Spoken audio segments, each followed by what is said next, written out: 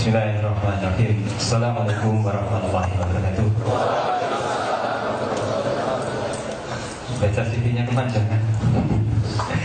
Jadi langsung saja ke acara inti ya.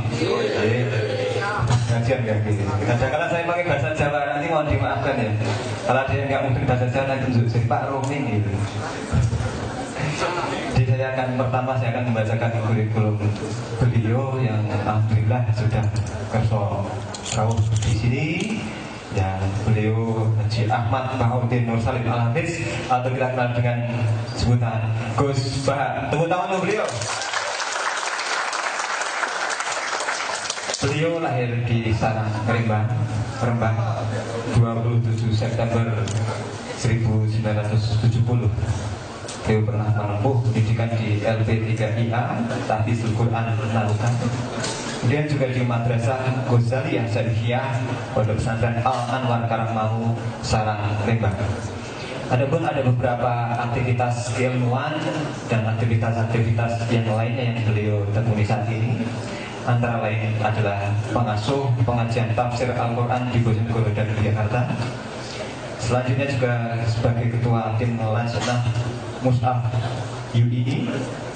Selanjutnya pengasuh LP3IA Tahfidzul Quran Narukan, pengajar usul fikih di pesantren Maslahul Huda Kajeng Padi, serta Dewan Tafsir Nasional dan penasihat dari Basnas. Jadi banyak sekali aktivitasnya. Dan sekali lagi tepuk tangan untuk beliau. Sedikit pengantar saja dari saya, Gus. Saya manggilnya Gus ya.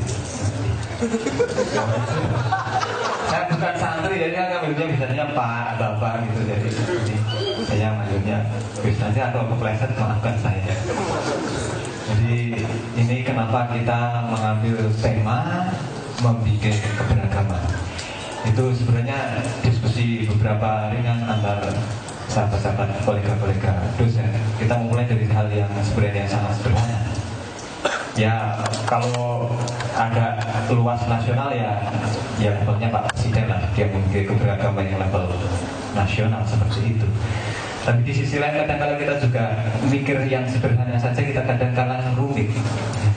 Misalkan hutan itu kan terdiri dari berbagai macam isinya loh ya. Ada singo, apalagi isi hutan itu?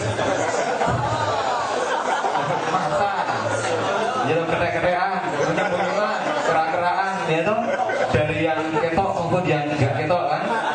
Contohnya yang enggak ketok, ketek gede. Dan lain sebagainya, itu banyak sekali. Dan tugas kita itu untuk merangkai itu menjadi pengelolaan yang sustainable. Bahasanya kayak gitu. Sustainable, ya, management for sustainable price dan sebagainya, pokoknya model-model gitu. Ya ini aja kadang-kadang ngurusi alas saja kita itu berhasil nggak toh Pak ini Pak? Ya gitulah, ya nggak usah kita nilai, tapi ya begitu pengelolaan alas hutan seperti itu. Ya kita harus belajar banyak, terutama dari yang kadang-kadang bukan disiplin ilmu kita, agar kita tahu, punya wawasan yang lebih. Membuat sebuah keragaman sebagai sebuah berkah itu supaya apa? Hutan ya isinya macam-macam tadi itu biar singo ya tetap bisa makan kidang tetap bisa makan suket tetap bisa urip dan sebagainya itu.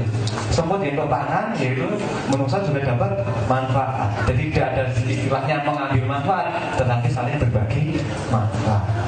Dan bagaimana pembimbingan itu kadang-kadang kita rumit, apalagi dosen-dosen model saya itu wah itu lebih. Jadi dia tadi kayu kok isinya warna-warna gitu biar jadi kuanti kayak apa. Kita pikir jadi sesuatu yang kokoh, yang utuh dan bermanfaat. Itu aja intinya. Jadi bagaimana kita terbekali nanti berbagi wawasan lah istilahnya untuk membuat macam-macam pelanginya Nusantara itu kayak apa menjadi sebuah sesuatu yang berkah kita. Monggo waktu dan tempat silahkan.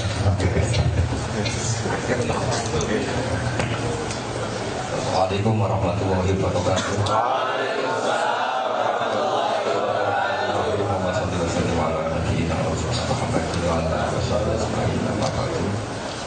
Yang kami hormati Dekan Fakultas Kehutanan Bapak Budiardi, moderator, teman-teman yang kami hormati. Dan sebetulnya kami ini tidak diundang, tapi dipilih.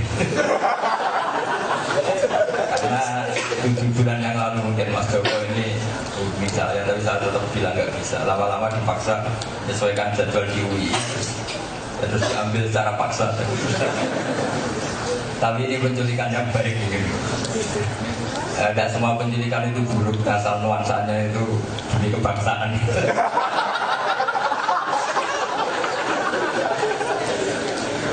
Ya ukuran diculik, karena kalau diculik nggak mau memang saya ini. Begini, ini kan pengenalan budaya. Jadi saya akan cerita khas budaya santri. Nanti yang mas moderator cerita budaya itu gitu. Begini, di antara budaya para guru-guru kita, para baik yang kiai maupun tidak kiai, itu memang melestarikan yang ada. Problemnya melestarikan yang ada itu biasanya yang kaum berjuis atau yang elit itu nganggap yang ada itu tontonan. Sehingga misalnya orang Bedui itu kita lestarikan budaya, berarti yang bodoh tetap bodoh, yang manusia hutan naik pohon tetap naik pohon.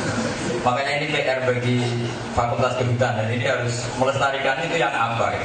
Masa melestarikan dengan makna membiarkan yang miskin tetap miskin, terus kita kadang-kadang wisata itu nonton, lihat orang yang masih naik pohon, orang suku itu. Makanya ini kritik sekali besar.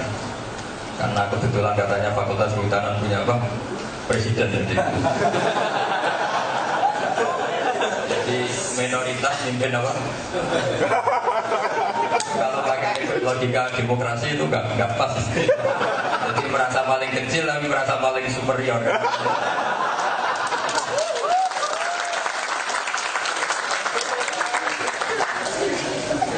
Saya termasuk kiai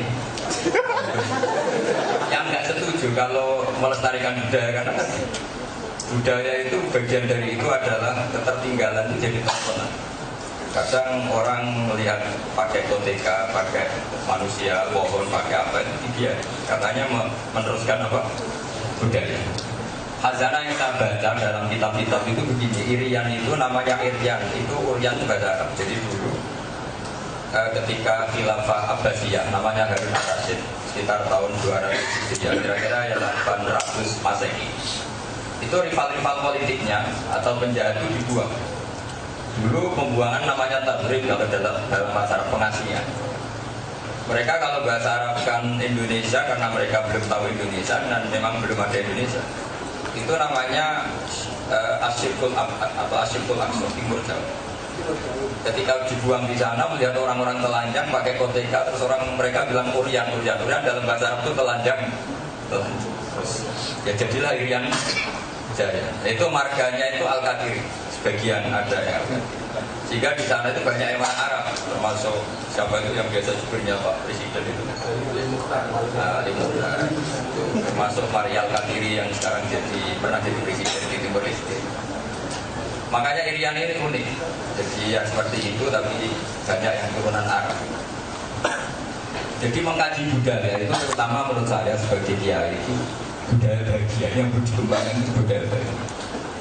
Karena orang sampai cari hiburan yang nggak benar atau bahasa agamanya maksiat, saya tetap pakai konsisten bahasa kiai karena ini budaya saya. Nanti kalau saya pakai bahasa Jawa nanti jadi orang gunung itu. Tapi bahagia itu harus kita kelola, kita pertahankan. Sehingga dalam khazanah kita nomor satu hidup itu harus baik. Caranya gimana ya? Mensyukuri yang sudah. Termasuk kita sebagai minoritas harus. Karena kalau fakultas tidak sehat itu punya alibi, kan kita minoritas. Makanya enak, jadi orang kecil itu enak. Tapi kalau kita jadi orang besar, semua kesalahan akan ditimpakan. Jadi kalau kecil itu kan disubsidi pantas, dipikir orang lain pantas. Barongannya apa? Saya dulu itu nggak sekolah formal, saya tidak punya gelar. Dulu, tapi saya senang. Jadi kalau nganggur ya pantas nggak punya gelar.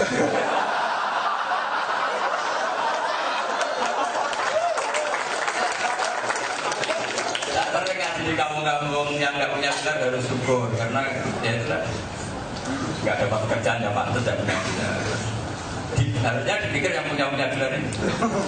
Tapi problem Indonesia kadang yang punya gelar itu dipikir yang nggak punya gelar. Karena misalnya orang pelaku pasar itu kaya raya, padahal padahal dia ada sarjana itu. Terus mensapaati yang gelarnya SD kita ada dapat pekerjaan, karena dia sekolah terus gak jadi praktisi ekonomi. Yang satu kerja terus sampai jadi orang.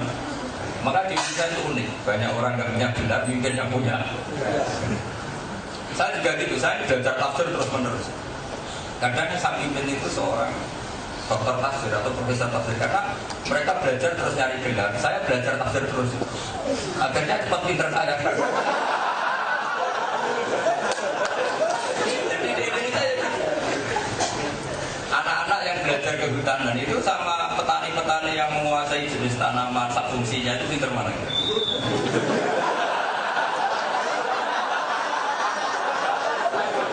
Meskipun ilmu mereka ini autodidak, misalnya gini, oh pohon ini beracun, kok tahu? Oh tetangga saya habis makan mati. Jadi kalau tak teliti jelek. Oh jamur ini beracun, kok tahu? Tetangga saya habis makan itu. Kalau nanti manfaat juga gitu, tetangga saya miskin, tiap hari makan ini ya hidup. Makanya saya ini termasuk kiai pembela kaum bodoh, itu terkenal di mana-mana. Sampai saya agak dimarahi Gus Jadi, orang bodoh kok dibela. Karena saya ini trauma kadang kepinteran itu ya, pinteran itu satu.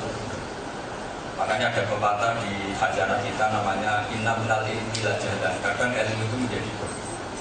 Begini contohnya, Indonesia kan sering berdebat. Kalau NU itu misalnya awal Ramadan minggu, kalau Muhammadiyah kalau Naksabandiannya Sabtu, ngambil lebih awal.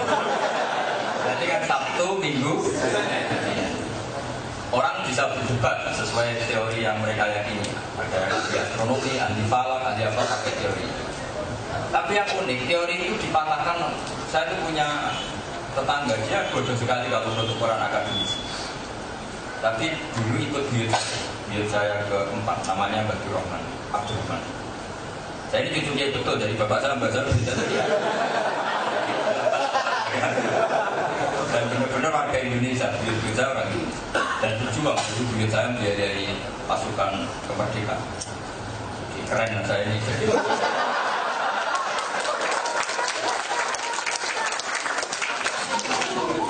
Saya itu bilang gini. Orang sepuh, Gus, orang-orang kok, tapi pakai bahasa Gunung Kidul, pakai bahasa Migran. Saya itu heran sama orang-orang di TV kok bisa memperdebatkan tanggal 1, 2. Itu sebetulnya gampang, Gus. Gimana, Mbok? Saya manggilnya, Mbok. Lihat saja yang menurut mereka tanggal 15. Itu kalau bulan itu sempurna, dorong jauh besar sempurna. Berarti itu yang benar. Jadi itu saja, misalnya yang bilang tanggal 1 itu Sabtu, itu saja. Tanggal ke-15 ternyata bulannya belum purnama. Berarti kan kenanya kira-kira tanggal 13. Jadi disuruh niteni yang saat bulan purnama tanggal 15. Menurut versi masing. Ternyata yang bilang Sabtu, yang pas tanggal 15-nya masih bekok atau masih tinggal-tinggal, berarti belum purnama. Nah ternyata pas tanggal 17 pas purnama, berarti yang bilang Sabtu salah. Tapi uniknya orang Indonesia, ini kata beliau, untungnya orang Indonesia tidak pernah mikir gini, bodoh-bodoh orang komat sama pertukaran. Itu aja cara berpikir. Nggak pernah meneliti baik secara akademik maupun secara awam. Sebenarnya kalau secara akademik kan kita belajar astronomi, ini tahu bulannya nggak bisa Babasito, terus istimanya kapan, kondisinya kapan. Dan itu wilayah kita, nggak wilayah perhutanan pasti.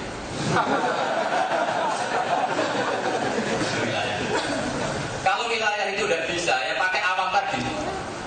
Tanggal 1 hitung sampai 15. Ternyata pas bulan purnama, berarti yang bilang Ahad sama Senin sama. Kan kelihatan. Artinya apa? Tuhan itu punya cara untuk menjadikan orang awam juga tahu hal-hal yang detail, yang susah. Tapi kita ini kadang kumuluh jadi ambil ini.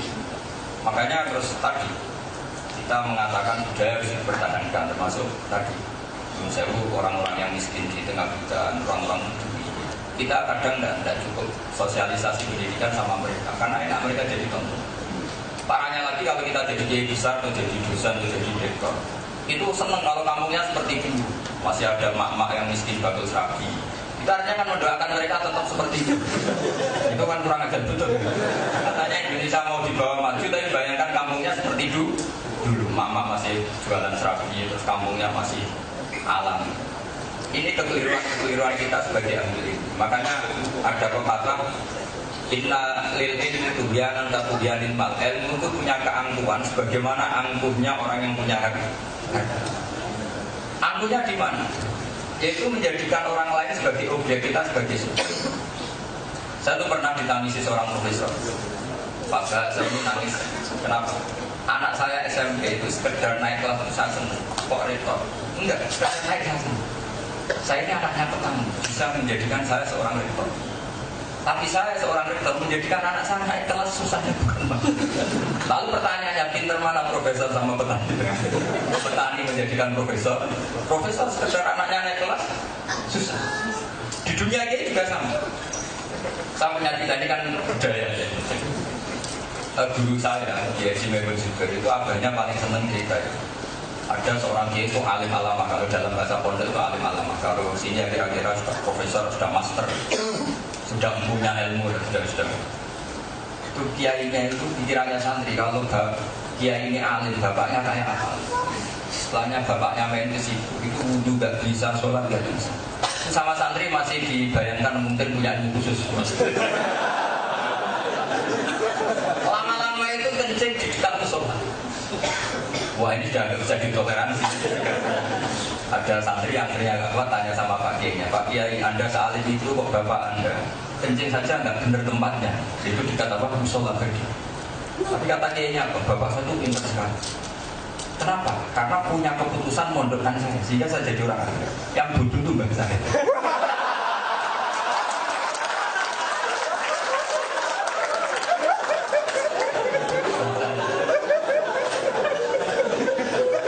Artinya mungkin orang-orang begitu, simpen mungkin bala kabel. Keputusan terbaik adalah ketika anaknya dikuliahkan di UG. Ya bodoh. Tapi kadang-kadang setelah dokter, setelah itu kadang nggak mikir anak. Cara naik pangkat, cara naik alfa. Ini kan lucu. Bapaknya yang awam saja mikir caranya sekolah. Ini sudah pinter kok. Caranya naik pangkat, caranya naik alfa, caranya punya rumah banyak. Ini kan kapitalistik sekali. Sehingga dia lupa kalau anaknya ini tumbuh kembang, sudah puber, sudah dewasa. Tahu-tahu nggak punya metode untuk menerima anak. Nah ini makanya kritik pada ahli ini bukan hanya kepada profesor, kepada ulama sekalipun ada kritik. Innalil ilmi tuhyanan katuhyanin mal. Ilmu itu punya keangkuhannya sendiri sebagaimana keangkuhannya harta. Itu dimulai dari melihat orang lain itu objek, tidak subjek. Saya tadi Dwi bilang, apapun hebatnya Menteri Pertanian, kalau petani nggak mau nanam padi mau apa? Betulnya kalau ketika ketahanan pangan itu jasanya petani nanam padi apa jasanya Menteri Pertanian yang sering rapat? Mau rapat 100 kali kalau petani nggak mau nanam mau apa? Baru hanya kearifan itu akhirnya padi ini terjaga karena banyak nanam. Nah kenapa mau nanam? Baru hanya goblok kalau tidak mau nanam.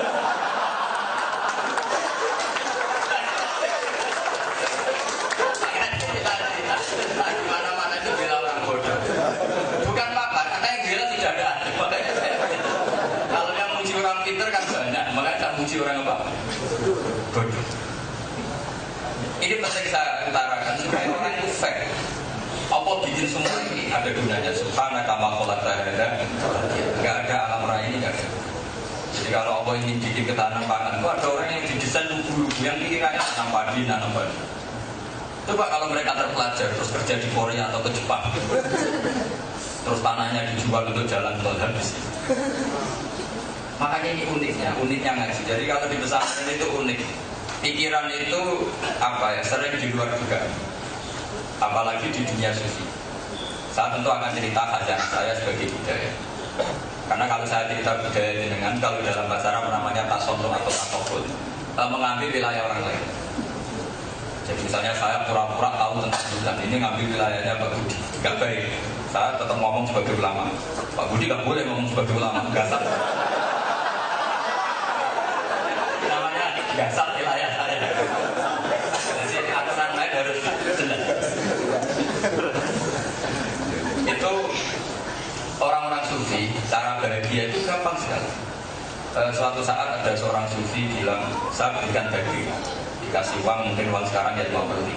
bilang Pak Sufi ini uangnya tidak cukup, dagingnya harganya 70.000, uangnya hanya 50.000. Ya sudah, murahkan lagi. Oh 50 saja nggak cukup, apalagi dimurahkan berapa lagi? Ya ada usah beli kan kamu. Ada orang Sufi itu, artinya gini, kamu mengatakan daging mahal karena naik 70.000 itu karena ingin beli. Apa karena harganya 70.000? Karena ini beli. Coba kalau kamu gak ingin beli kan nggak penting mahal apa enggak. Sufi itu unik. Dan mungkin kalian yang di sini ada yang Sufi, makanya nggak paham.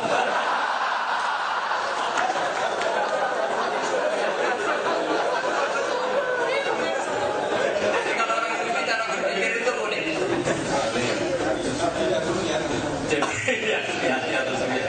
Jadi Alphard itu mewah, itu karena Alphard itu super, apa karena ingin dilihat orang lain? Karena ingin dilihat orang lain. Coba andaikan semua orang kiranya Alphard itu kayak kau tembak, kamu kecewa?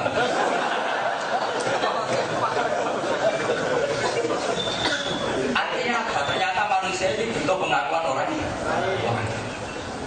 Coba misalnya artis dari Jakarta datang ke Gunung Kidul, sudah melihat tinggi, wah,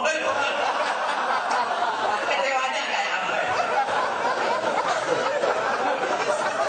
Dia bangga keartisannya karena dielulukan kan, itu artis ibu kota, pantai, wah itu bilang mau berapa? Gitu. Coba datang ke Gunung Kidul, terus orang tinggal manggil apa?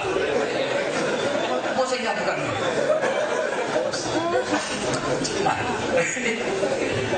Nah, dalam dunia Sufi itu dipelajari, seperti itu dipelajari. Ternyata manusia ini nggak mau kecuali dari orang lain. Kemudian saling mengaku, itu orang menyebut budaya. Lalu budaya itu dibentuk oleh siapa? Tadi keangkuhannya orang-orang ahli ilm atau para ilmuwan itu ngandung mereka selalu subjek atau al-hakim, pemutus sesuatu. Padahal Allah bikin semua manusia itu subjek. Semua kamu adalah yang bisa memajukan Indonesia. Barokahnya petani sangat profesional, nggak pernah berpikir profesi lain. Ketahanan pangan terjadi. Coba kalau mereka berpikir lain, jajal-jajal kuliah di UGM.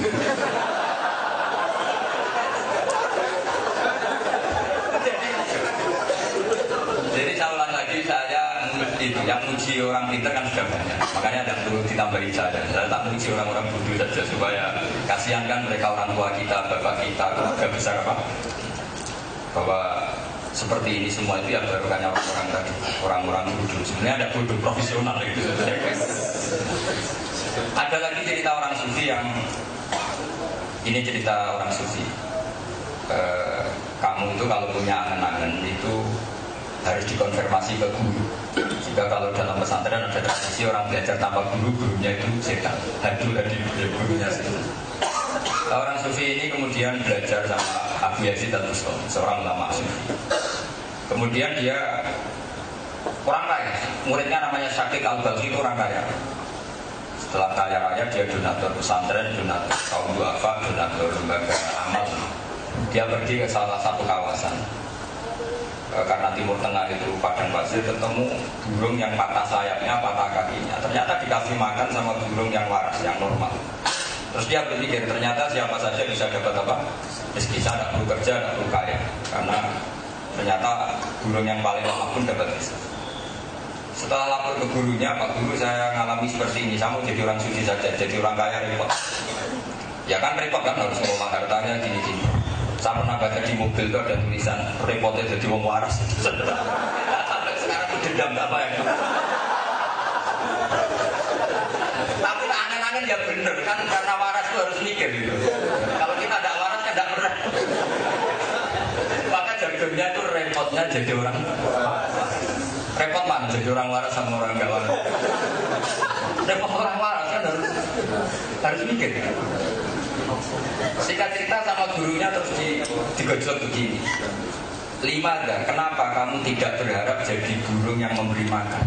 Kenapa selera kamu ingin yang dikasih makan? Sehingga dia terus mikir, selera dikasih, diberi adalah selera sebagai objek, itu selera murahan. Selera yang benar adalah kita sebagai subjek atau subjek ingin memberi. Itu pentingnya pembanding. Jadi sebelum ada kampus, ada tradisi pembanding itu di dunia pesantren itu lebih dulu. Saya punya sekian cerita, ini cerita budaya. Jadi tradisi kampus kritis, terus kalau ada dosen menghentikan atau ngomong, ada pembandingnya, ada pengkritiknya, begitu juga di pengadilan agung atau di mana saja. Itu ada mulai zaman para nabi. Ini cerita budaya. Supaya tahu budaya kita. Nabi Ibrahim ketika mau meninggal, itu didatangi malaikat Israel. Saya ini Israel, pencabut nyawa, disuruh nyabut nyawa kamu. Ibrahim protes, kamu tahu gelar saya, Khalilur Rahman, orang paling dicintai Allah. Ini sembarangan. Kamu seorang-seorang mau ngambil nyawa saya ini kekasih Allah. Hubungannya apa? Kan nggak mungkin kekasih bunuh yang dikasih. Kamu nggak bener Israel. Pikir kan, masa kekasih bunuh yang dikasih. Akhirnya Israel karena gak pernah sekolah kan Israel gak bisa debat. Kembali ke Allah. Ya Allah, ini hambamu gak mau mati. Kenapa? Dia bilang kekasihmu, masa kekasih dibunuh yang mengasihi. Terus kata Allah, udah kamu saya ajari logika, diajari. Hal ra'aita khalilan yakrahu ayal khalilan. Apa ada kekasih yang gak siap ketemu yang dikasih?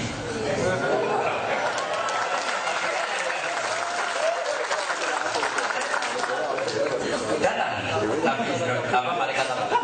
Oh logikanya ada di situ. Kamu siap nggak ketemu yang kamu kasih? Siap. Ya sudah mati. Tapi mati bener ya, pakai hidro, bukan membunuh diri, mati prosedur. Mati prosedur. Pakai hidro, kan normal macamnya. Jadi pembanding mulai dulu Pak.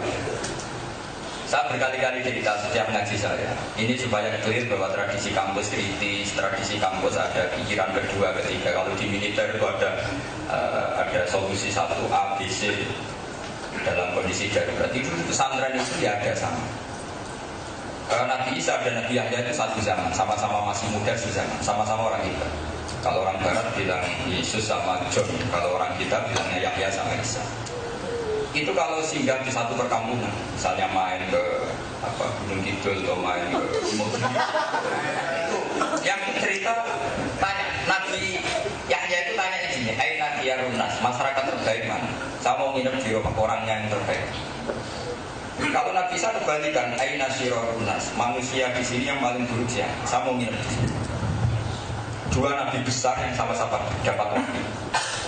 Akhirnya saling bertanya, kenapa kamu tanya Aina Diyarunas, harus nginep di rumah siapa? Ya kalau nginep di orang baik kan enak, nyaman, happy. Karena orang baik itu udah ingin bunuh, udah ingin merampok, udah ingin maling, ya enak. Kemudian Nabi Yahya tanya, kenapa kamu tanya Aina Syirorunas, mau nginep, mau berkomunikasi, bersosialisasi sama orang-orang yang buruk? Terus kata Nabi Isa, ana nabiyun bimanzilatit tabib udal wil marad. Saya ini nabi itu kayak dokter, cari yang berpenyakit. Jadi kalau kamu pakar medis itu cari yang daerah endemik apa daerah sehat. Kalau kamu fakultas kehutanan, cari hutan yang seru apa yang nggak seru.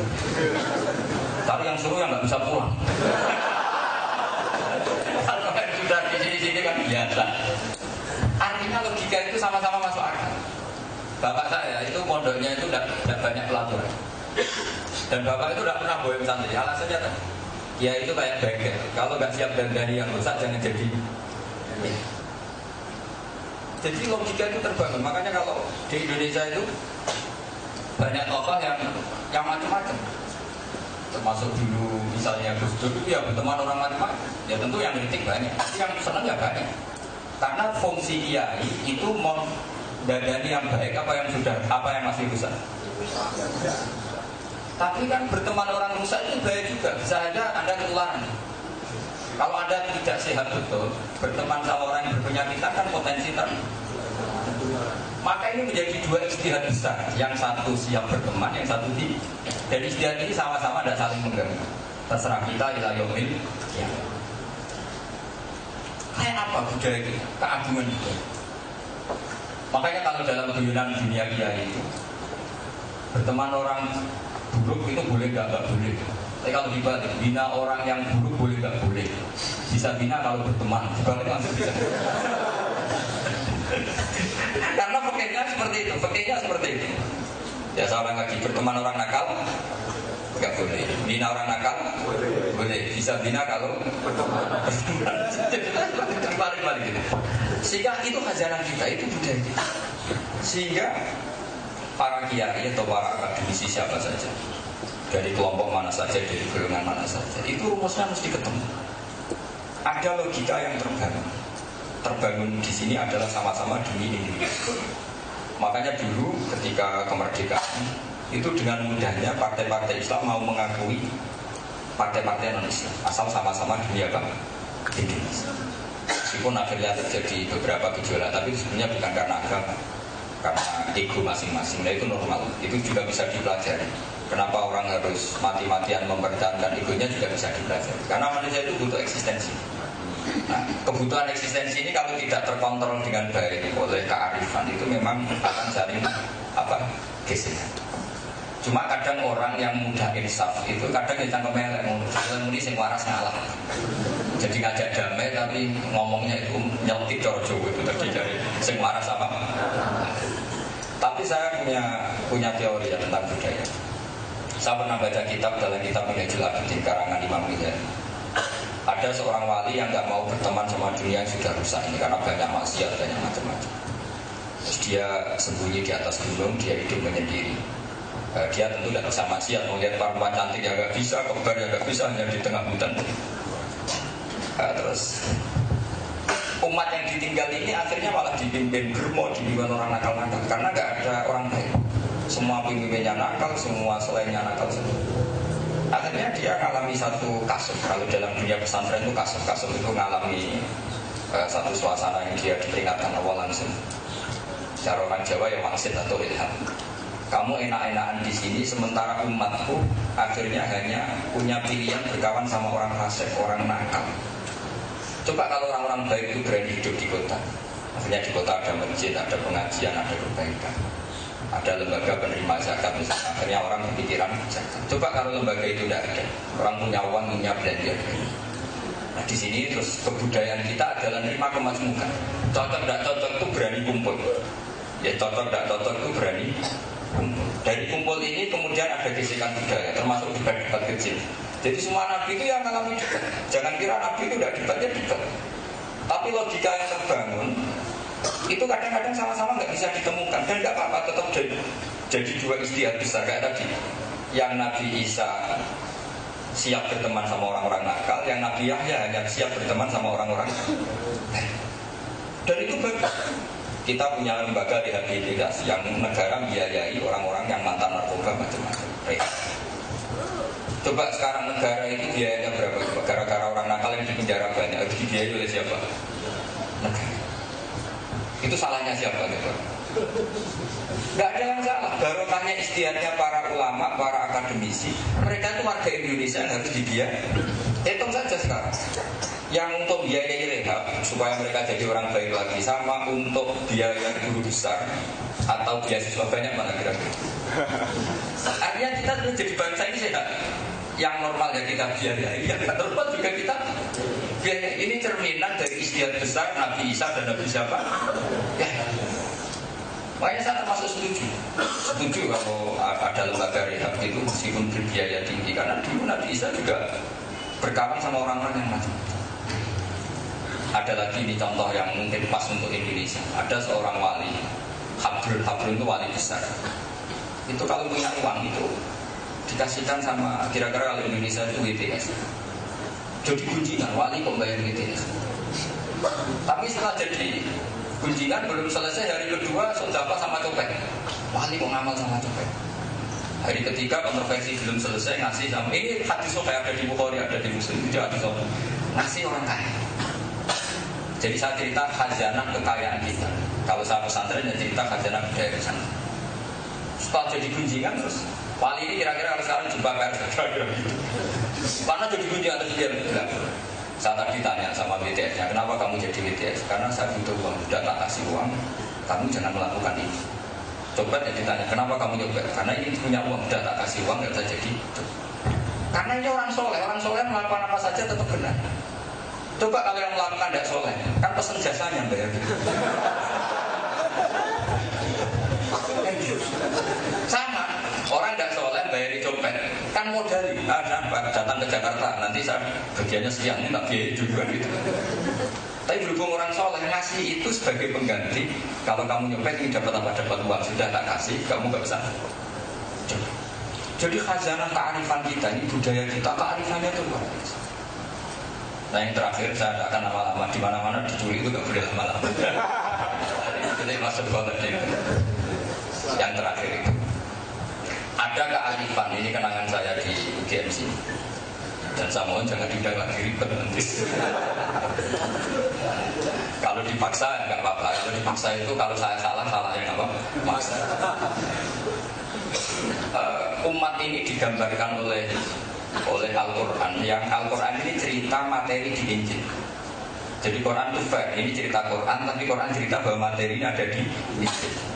Wa mathaluhum fil Injil. Itu orang yang baik adalah kayak padi. Padi itu harusnya indukan padi itu kan lebih tua, harusnya buahnya lebih dulu. Tapi padi itu nggak mau buah atau nggak mau hamil atau nggak mau bunting kecuali anak-anaknya tumbuh. Setelah anak-anaknya tumbuh bareng-bareng terus buah bareng. Itu semua ulama menafsirkan apa? Nah orang mulia kayak saya misalnya di dunia dia itu masuk orang mulia. Di dunia fakultas kehutanan termasuk orang mulia. Itu nggak mau mulia sambil nunggu anak buah selesai. Karena dengan menunggu ini ada kesetaraan. Jadi kayak pohon apa? Padi mau buah nunggu anak. Kazar in akhraja syat'ahu fa'azar. Pohon pisang ya gitu, mau buah itu sudah ada anak. Kalau sudah ada penggantinya siap, dia baru mau buah. Karena dia sudah tahu, kalau saya sudah buah pasti ditebang sama orang belum tidur. Sudah kena menuju. Jadi artinya gini, ada kearifan. Indonesia mulai kacau karena tadi setelah orang jadi dosen atau jadi kiai yang dipikir itu seri mobil, rumah mewah. Ini yang menjadikan dia tidak menunggu. Jadi uangnya atau kebesarannya tidak untuk menunggu generasi berikutnya, tapi untuk euforia diri apa? Tidak boleh seperti itu. Filosofi kita harus kazarin kayak apa? Padi. Jadi kalau mulia sambil menunggu anak-anak. Kita siapkan generasi berikutnya. Baru kita mau mulia. Ketika kita mulia mau finish, generasi ini sudah siap. Itu yang disebut kazarin akhir jasad al-fa'azarahu fastadwal. Dan itu Allah cerita bahwa materi ini dari Injil, dari kitab ini. Kayak apa kearifan kita? Jika orang Jawa kuno itu kalau nasihati cung ojo entek-entek no, ngeman neng anak. Sehingga mereka meskipun punya rumah bikin rumah, meskipun mereka nggak akan menangi kurma yang ditandur atau durian yang ditandur, tetap nandur durian. Padahal umurnya tinggal 2 tahun. Itu kalau kena sampai nandur gowo bang dilekas dia mati. Orang yang ben anak itu sing mangan.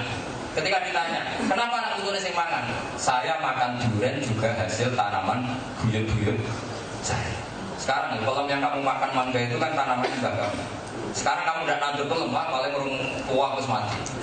Itu sangat egois. Kearifan babah kita itu ternyata dididik oleh para guru-gurunya, yaitu kalau mulia nunggu generasi apa? Saya kira demikian. Assalamualaikum warahmatullahi wabarakatuh.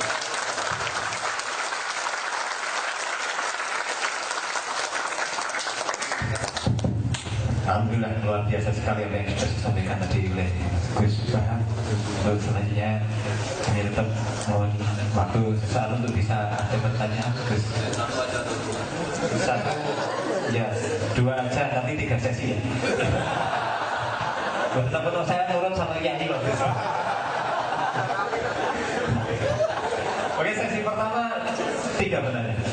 Udah 3 itu udah banyak. Oh iya. Malah yang ya 3 1 merah. Siapa lagi? Oh ya. Ini banyak yang pemalu Pak. Ya. Moderatornya ada tanya. Jadi Baik nasib. Assalamualaikum Gus Bahar. Tadi saya Bowo dari Temanggung. Tadi menyempatkan untuk datang ke sini.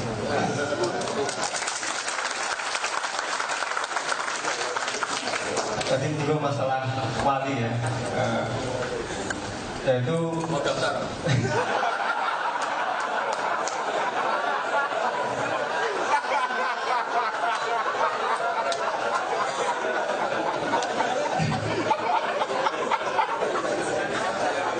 sebenarnya tentang surga neraka gitu. Kami masih bingung gitu. Nah, surga neraka itu dalam perspektif wali seperti apa? Dan kemudian di Al-Quran itu banyak disebutkan mereka surga itu khalidina fiha abadan selamanya. Ini agak bertentangan dengan bahwa hanya Allah yang punya sifat baqo, sifat abadi. Kok di Al-Quran banyak disebutkan bahwa penduduk surga itu selama-lamanya di sana. Itu begini. Itu gampang itu, nanti gampang jawabnya. Nah, langsung aja biasa enggak. Kalau tanya ini yang benar yang mana? Tadi Mas Bowo tanya, nggak ingin jadi wali itu? Kalau pertanyaannya jawabnya gampang, yang repot kalau Anda ingin jadi wali. Urus prosedurnya enggak.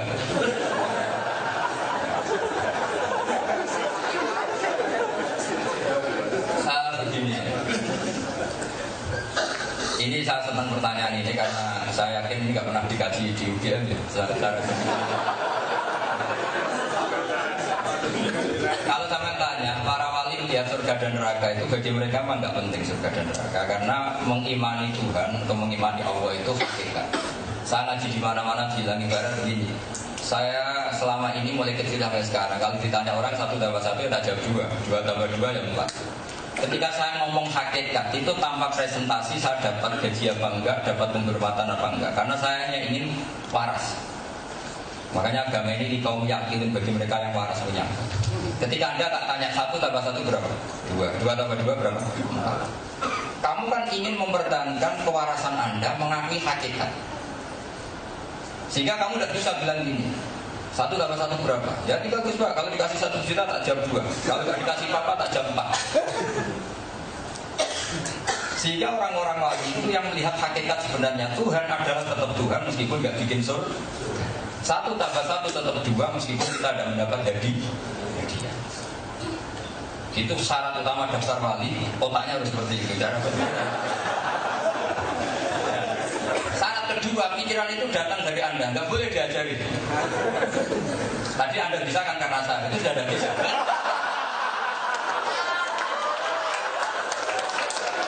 Karena itu sudah plagiat ya. Sudah, kalau di kampus masalah ini. Masalah.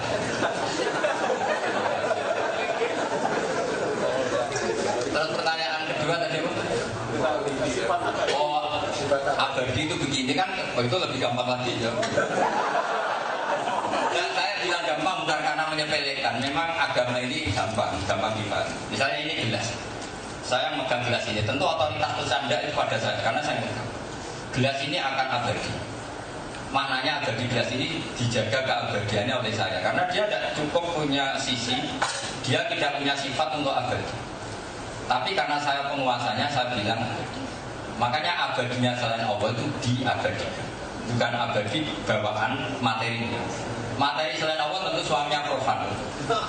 Tapi karena Allah yang mengabadikan maka menjadi abadi. Jadi ibaratnya gini, gelas ini bisa pecah apa enggak? Ya bisa, potensinya bisa.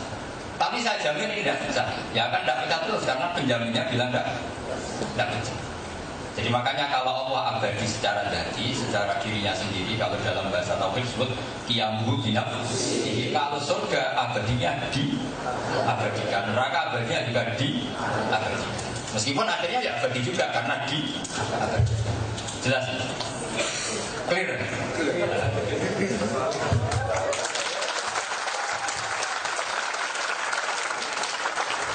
Sudah 100% siap jadi wali nih.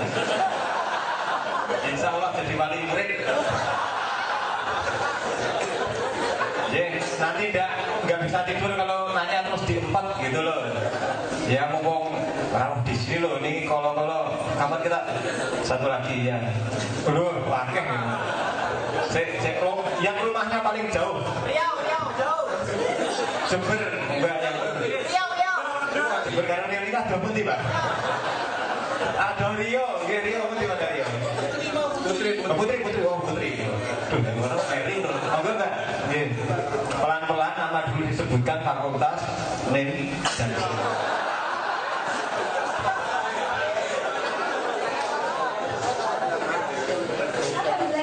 terima kasih atas kesempatannya. Saya Wajah dari Fakultas Ilmu Hidayah Depan. Saya sangat berdebat.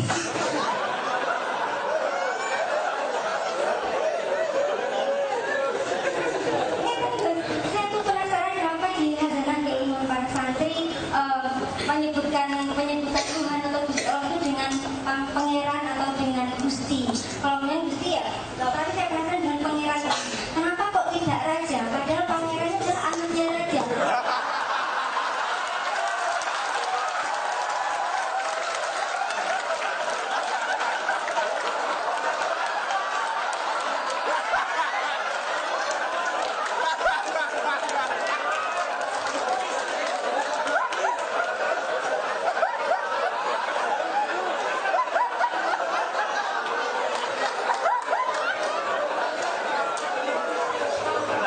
lanjutkan. Maksudnya kan kita ingin menunjukkan bahwa zat yang maha tinggi yang tidak ada lagi yang melebihinya. Kenapa kok menggunakan yang tidak raja?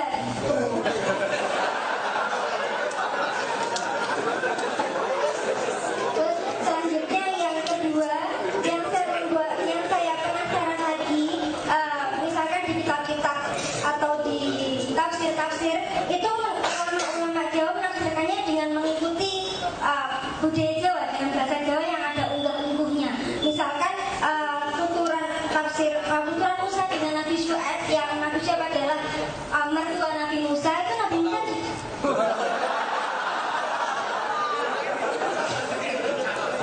Data, saksinya ada tak? apa tuh saya tak tahu.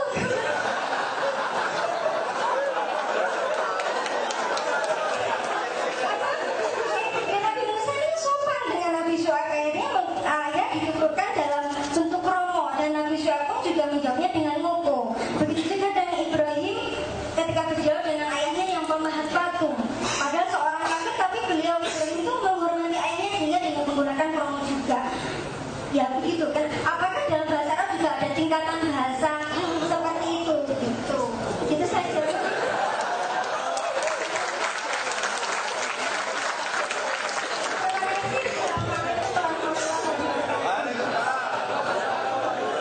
Nasional terus. Ini jadikan ustazah saja. Nah, setahu saya itu kalau kesepakatan orang banyak, nggak tahu kalau yang terdengar di telinga Anda itu. Setahu saya kesepakatan orang banyak itu pangeran sama pangeran itu beda. Nggak tahu saya kalau ada masalah di pendengaran.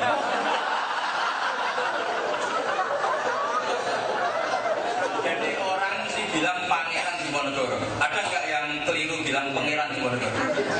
Nggak ada ya. Artinya dari awal bilang pangeran sama pangeran itu beda. Jadi nggak bisa dikatakan kalau pangeran itu anaknya, karena beda sama A itu sudah beda sekali. Jadi ya seru sama saru itu kan sudah beda sekali.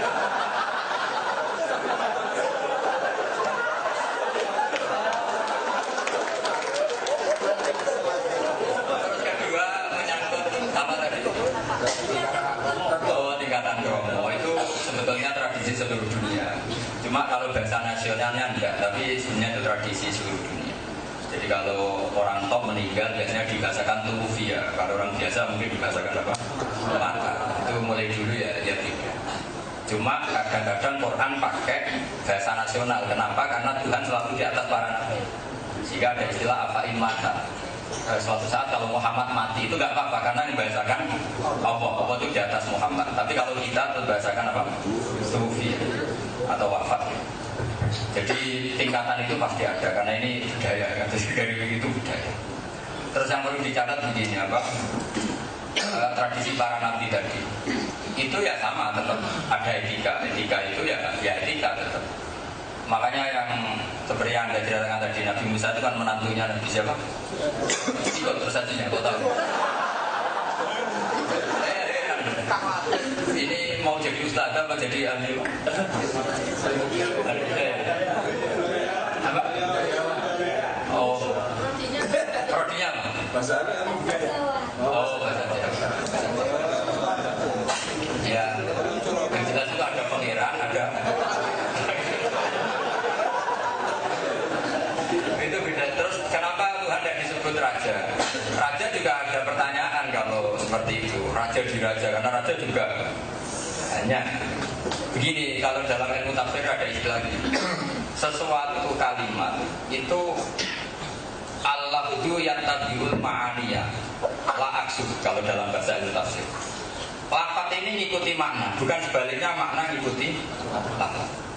Jadi misalnya gini, saya bilang Pak Budi ini nggak punya uang, tapi nggak punya uangnya gede kan, sama punya uangnya mahasiswa banyak mana?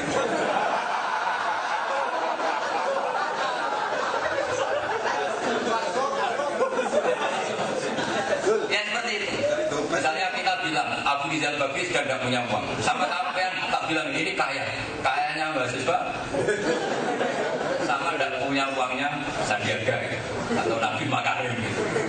Jadi itu yang dipakai ulama. Jadi kalau Allah dikatakan qadir, Allah itu kuasa. Kuasanya zat yang super, yang mana? Tentu kuasanya tidak ter. Tapi kalau kita bilang misalnya gini, Donald Trump adalah penguasa dunia, paling amangan ya lesu, amangan ya lemes. Sama-sama dikatakan penguasa. Oh anak kecil ini cerdas, pintar sekali. Ternyata lagi pinteran dan melaku. Orang tuanya pintar sekali anak saya. Tapi kalau pinternya dikan, ya pintar betul. Jadi kalau dalam ilmu tafsir itu al-lafzu yattabi'ul ma'aniya la maksud. Jadi lafaz itu mengikuti makna yang dimaksud, bukan seperti itu. Makna aturannya seperti. Jadi kalau kita bilang tadi, oh Singapura itu negara hebat, tentu rivalnya jangan Amerika, Eropa, ya rivalnya Indonesia kan. Dibanding Amerika ya tidak kelasnya. Petinju Indonesia itu hebat, ya jangan bandingkan Tyson. Jadi itu otomatis ya. Jadi makanya mau tidak mau itu ada kaidah tadi, lafaz itu ngikuti makna, bukan makna ngikuti. Makna itu sesuatu yang kita gambarkan Allah misalnya, Allah itu zat yang super. Tentu kita mengatakan Allah itu zat yang kuasa. Meskipun kalimatnya datar kuasa, tapi kuasanya zat yang super. Seperti artis lah misalnya, wah ini orang Uzbek, artis, oh cantik betul, pembantunya ada cantik. Tapi ini artis di Indonesia, mesti pesek dibanding artis apa? Uzbek. Jadi itu otomatis. Ini orang Indonesia ini garang, bandingkan dengan orang Arab yang gak garang. Garang mana? Misalnya, itu otomatis. Jadi alam tu yattabi'ul ma'ani ala aksud. Ini penting kalau dalam ulumul Quran, memang dipelajari seperti itu. Misalnya, ini orang Arab kecil, kecilnya orang Arab, ini orang Indonesia besar. Makanya pernah jadi anekdot itu, ada lomba hewan terbesar, itu semua bawa gajah, jerapah, Abu Nawas itu bawa tikus besar. Ketika gajah keluar orang bilang gajah, onta keluar orang bilang onta, tapi pas tikus besar, oh ini besar sekali.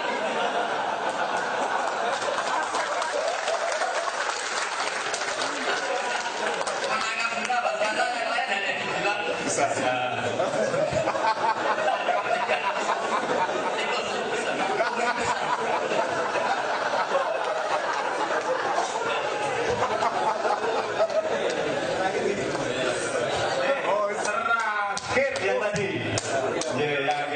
Yang dari mana? Riau. Riau yang mana kok tak ada 3 Riau semua? 3-3-nya? Yang salah satu. Homepah itu kan. Moga-moga Mas. Nama nggih? Bismillahirrahmanirrahim. Nama saya Ridwan Mustafid. Yang mau saya tanyakan, kan ada ustadz udah di booking jauh-jauh hari untuk mengisi pengajian. Yaitu pengajian di situ mungkin dia dibanderol harga 10 juta. Cuma dia tidak mendatangi pengajian yang udah di booking, dia mendatangi pengajian yang satunya lagi mungkin di situ digaji 40 juta. Nah, Itu saya ingin tahu pendapat Gus Bahak gimana? Nama lengkap Mas? Ridwan Mustafi. Dari fakultas apa? Fakultas Keluyuran. Oh ya, rumahnya mana? Riau? Ya mungkin kan? Ya, Di Jogjanya di mana? ya Tundan. Kebudan itu daerah mana? Sleman. Oh Sleman, oke. Bukan Gunung Kidul itu kan? Bagus dan ini curhat. Ini dendam apa gimana? Bukan. Kalau jawaban standarnya ya tentu itu tidak etis. Jawaban standarnya itu tidak etis. Tapi kalau ada kondisi tertentu yang harus begitu, saya dukung. Kondisi tertentu gini misalnya, dia punya anak mau operasi, kalau datangi ini uangnya nggak cukup. Loh, karena ini fakir itu aturan mainnya al-hukmu yadulu ma'ilatihi wujudan wa adaman. Saya akan jawab sebagai status sebagai fakir, orang yang memenuhi. Kasus itu tentu tidak etis. Kalau semuanya normal tentu tidak etis. Karena melayani janji atau dalam bahasa Jawa khulfi. Tapi kalau ada kondisi tertentu, yaitu tadi dia punya anak yang mau operasi, yang kalau datang ke yang 4 juta tidak cukup, ke 10 juta cukup. Atau masjid kampungnya mau roboh, kalau disumbang 4 juta tidak cukup, kalau 10 juta cukup. Maka dia punya pilihan itu. Jadi karena hukum tadi itu al-hukmu yadulu ma'ilatihi wujudan wa adaman. Jadi hukum itu berputar menurut alasan itu, baik alasan yang nyata atau ketiadaan. Ketiadaan misalnya gini, dia ke sarana itu nggak bisa. Misalnya saya bidang di Papua, mau datang nggak bisa. Bisanya datang ke Jakarta karena pesawat lebih gampang. Berarti memang nggak ingin khulful wadi menyalahi janji, tapi memang yang mungkin ke sana. Cuma secara umum, ustadz yang seperti itu memang mentalnya kurang baik. Kalau nggak ada alasan khusus. Tapi kalau ada alasan apa? Khusus. Maka ini penting. Itu banyak di kejadian. Misalnya gini, saya sering ditanya gini, istiadat Anda ini lebih ngeri istiadat saya. Saya ini kan kecil ketok. Itu sering merasa dosa. Gara-gara kalau diundang tetangga manakiban atau apa, itu kadang saya merasa datang tuh kayak dosa. Karena itu kan jasanya kiai kecil, karena datang tuh mesti akhirnya saya. Betul. Saya sering diundang musola-musola kecil. Mau datang itu matikan pasaran.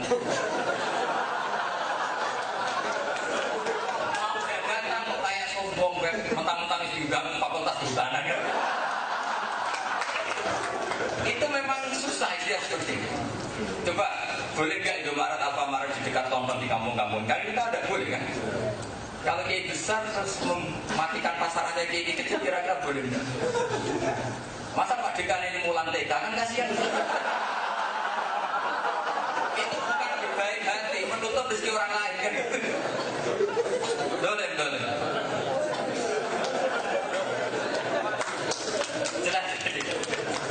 Makanya kalau ada yang tanya, orang cantik boleh nggak berjalan sama orang jelek? Mungkin nggak boleh, karena menjadikan ini nggak punya peluang. Jadi itu uniknya penting. Al-hukmu yadulu ma'ilatihi wujudan wa adaman. Makanya saya ini termasuk yang susah diundang. Susah sekali, saya diundang susah. Memang saya nggak suka diundang. Makanya bisanya kadang kalau dimaksa itu. Kenapa logika saya sederhana? Apa ya? Seperti ini juga boleh jadi profesi. Saya termasuk orang yang sudah. Dulu Hajjaj bin Yusuf itu nakal sekali. Nakal sekali, sehingga cerita sama ahli tarikh ditanya, bapaknya siapa? Itu anaknya guru. Terus ditanya, anaknya guru kok nakal? Karena guru di tahun sekitar tahun 400-600 Hijriah sudah sinah, sudah profesi. Nah, saya khawatir kalau pengajian itu lama-lama profesi. Banyak tuh sekarang guru profesi, bahkan nyantun yatim piatu profesi karena dia pegawai yatim piatu yayasan. Terus dia mikir yatim piatu, tapi hatinya dia enggak. Nah, zaman akhir yang dikhawatirkan para ulama adalah suatu saat kebaikan itu profesi. Jadi syarat yatim karena pegawai situ, sebagai miskin karena itu hatinya dia enggak. Jadi itu jadi mentalnya sebetulnya tidak dari Allah yang mengajak kebaikan, tapi itu profesi. Resikonya kalau profesi ya pikir untuk rugi. Tapi ini sudah, ini kita terima takdir begini. Sekarang kebaikan itu profesi. Mau tidak mau juga. Kira-kira yang bagian profesi apa kalau nggak nekuni itu ya nggak digaji. Lucunya orang lain ya nggak tanggung jawab. Misalnya ada kebakaran, Saya ada pegawai damkar ya udah. Padahal kalau mau pakai kitabnya Allah, siapapun wajib menolong yang sedang kesusahan, baik yang jabat maupun tidak. Begitu juga pegawai pemadam kebakaran, ada kecelakaan di jalan, tetap harus nolong meskipun itu bagian satlantas misalnya. Nah, ingin saya hukumnya Allah itu di atas hukum yang dibikin negara, yaitu setiap orang berkesempatan nolong maka wajib menolong, baik dia profesinya itu maupun tidak. Meskipun agama ini mengesahkan satu pribadi-pribadi yang punya profesi, tapi itu hanya sifatnya sah, tapi tidak boleh mengganggu hukumnya Allah dan Rasul. Misalnya gini, ada kelompok anak muda 20 ada kebakaran, yang wajib yang tahu apa damkar? Ya yang tahu kalau jalan, karena dia yang paling mudah menangani. Meskipun secara profesional yang wajib ya, saya misalnya kiai, saya nggak dilantik oleh menteri, jadi kiai betul nggak tempat dilantik. Karena saya bisa ngaji, wajib mengajar, ya sudah wajib. Meskipun nggak ada sertifikasi dari Kemenang. Cuma di daftar BIM nggak termasuk yang terpapar gitu.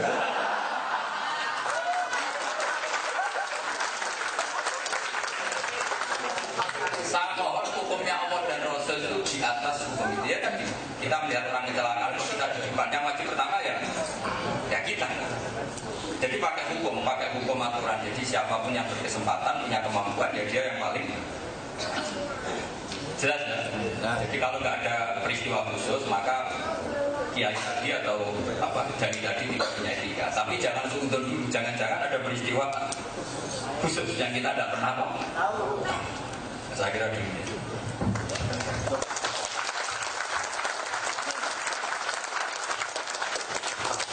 Ini kalau dilanjutkan bisa panjang sekali. Ini sudah dipesan ini tadi yang pertanyaan yang terakhir.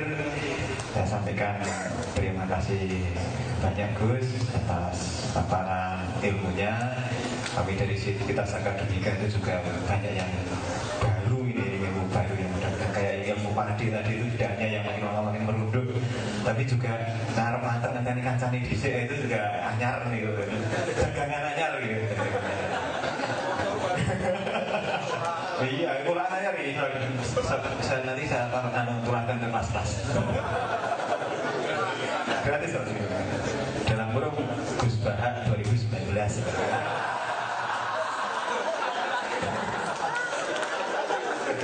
Citasi itu harus kita hormati ya, itu. Dan untuk para audiens ya mudah-mudahan kita bisa merangkai bersama semua informasi ini sangat beragam informasi yang kita terima tadi dan semuanya penuh ilmu maupun hikmah. Silakan untuk kemudian menyelaminya sendiri-sendiri, memetiknya mana yang kemudian sudah matang yang pantas memetik sendiri. Seperti itu. Saya juga sebagai moderator mohon maaf Gus apabila ada sesuatu salah kata dan sebagainya. Orang banyak juga ini kalau misalkan keladuk seperti itu ada audiens saya mohon maaf sebelumnya. Berkenan berbeda-beda. Assalamualaikum warahmatullahi wabarakatuh. Tepuk tangan yang meriah untuk